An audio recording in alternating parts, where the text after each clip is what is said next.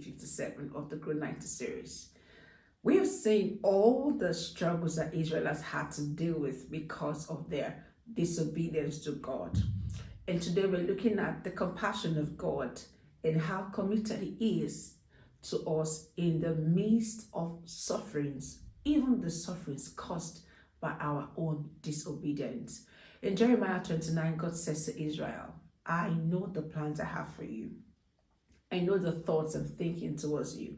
They are thoughts of good and not of evil, to give you an expected end. I usually say that God never tells you the process. He shows you the end. Many years ago, when the Lord began to let me know He had a calling on my life, I was just about 10, 11, 12 years old. I understood what He was saying, but not quite.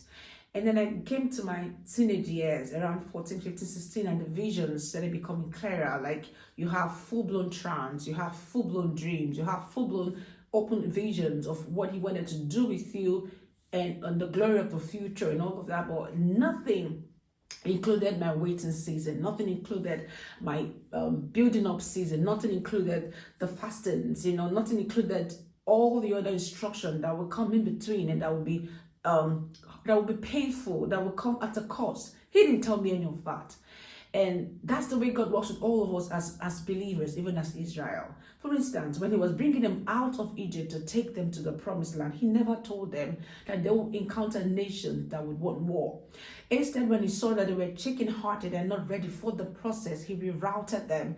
And then that disobedience also extended that journey, so that they spent 40 years rather than a short time in the wilderness.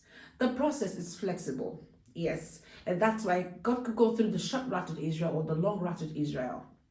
The same way with you. He doesn't tell you of the process because the process is not as important as what He wants to make out of you. So if God sees that, if I take him or her through this route and this wouldn't work out, what I want to build in their character or build in their strength or build in their knowledge or capacity, God has the finite, the veto power to reroute your journey. And that's why He doesn't quite talk about the process, because He's interested in what He wants to make out of you, which is the product and also the expected end, the finished product. And so He says to Israel in Jeremiah 29, I know the thoughts I have for you, thoughts of good and not of evil, to give you an expected end. Maybe you're about to feel discouraged, already in your discouragement season at this point. I want you to know that the expected end hasn't changed. God will still do what He said He would do, how He would do it, when He would do it. But you may not understand the process. It's still okay for you to be calm. He's still in control. And I like how in Jeremiah 30, He goes ahead to say, I will not only, I'm not just planning good plans for you. I'm not just thinking good thoughts for you. I will restore.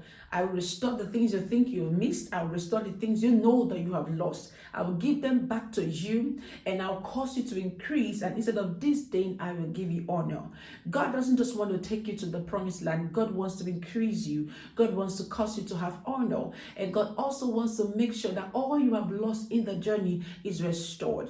If you can be patient with the Father and allow Him to finish what He has started in your life, I know for sure, as I know that my name is Princess, I know that your expected end will not be cut short. I'll see you tomorrow.